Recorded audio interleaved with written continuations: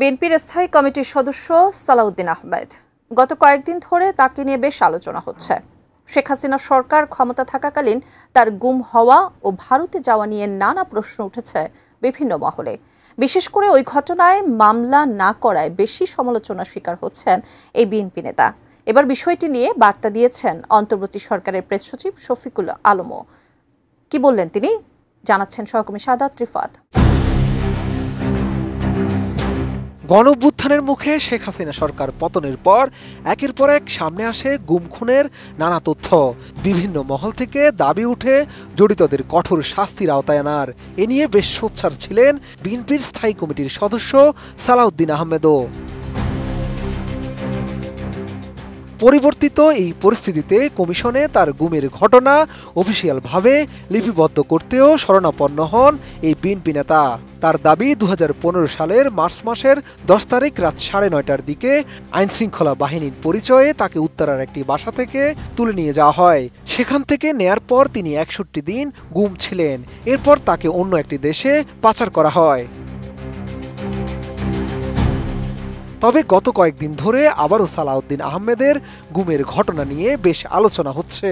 তার গুম হওয়া ও ভারতে যাওয়া নিয়ে নানা প্রশ্ন উঠেছে বিভিন্ন মহলে। প্রবাসী সাংবাদিক ও কন্টেন্ট ক্রিয়েটর ইলিয়াস হোসেন সালাউদ্দিনের গুমের ঘটনায় কেন মামলা করা হয়নি তা নিয়েও প্রশ্ন তুলেছেন। কেউ কেউ পুরো ঘটনাটিকে নাটক বলেও মন্তব্য করেছেন। এ নিয়ে যখন আলোচনা সমালোচনা চলছে তখন বিষয়টি নিয়ে কথা বলেছেন অন্তর্বর্তী সরকারের প্রেস সচিব শফিকুল আলম। 25 মে সামাজিক যোগাযোগ মাধ্যম ফেসবুকে দেয়া এক পোস্টে শফিকুল আলম তার বক্তব্য তুলে ধরেন।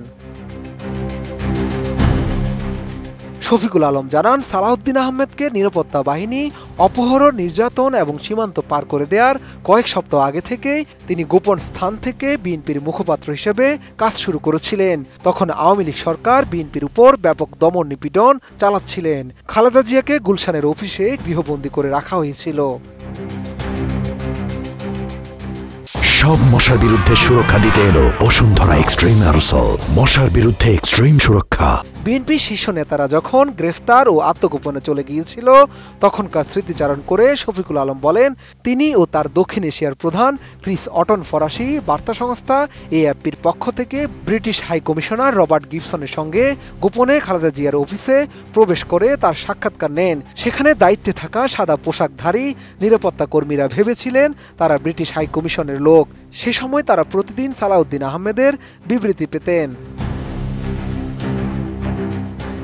বিএনপি নেতা রিজভী গ্রেফতার হওয়ার পর সালাউদ্দিন আহমেদ যখন মুখপাত্রের দায়িত্ব নিলেন তখন তার পাঠানো বিবৃতিগুলো বিএনপির ইতিহাসে সবচেয়ে সাহসী এবং জ্বালাময়ী উল্লেখ করে অন্তর্বর্তী সরকারের এই প্রেস সচিব বলেন, বিবৃতিগুলো বিস্ফোরণ ঘটাতো, সরাসরি শেখ হাসিনার শাসন ব্যবস্থাকে চ্যালেঞ্জ জানাতো। সেই বিবৃতির ভাষা ছিল কঠিন, সরাসরি এবং বারবার লক্ষ্যে আঘাত হানত। জানিয়ে শেখ হাসিনা এতটাই ক্ষিপ্ত হয়ে উঠেছিলেন যে তিনি সালাউদ্দিন আহমেদের বিরুদ্ধে ব্যাপক ধরপাকড়ের নির্দেশ দেন। 2015 সালে সালাউদ্দিন আহমেদকে গুম করা হয় জানিয়ে শফিকুল আলম বলেন, তার স্ত্রী হাসিনা আহমেদ একজন সাহসী নারী হিসেবে সে সময় তার স্বামীর মুক্তির দাবিতে যেভাবে লড়াই চালিয়ে গেছেন তা ছিল অভাবনীয়।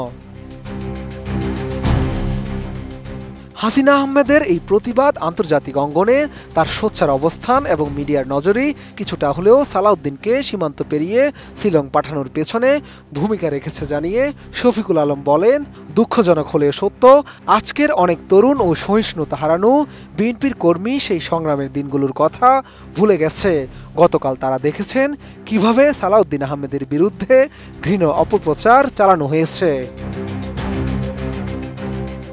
শাহাদাত রিফাত, ATN নিউজ, ঢাকা।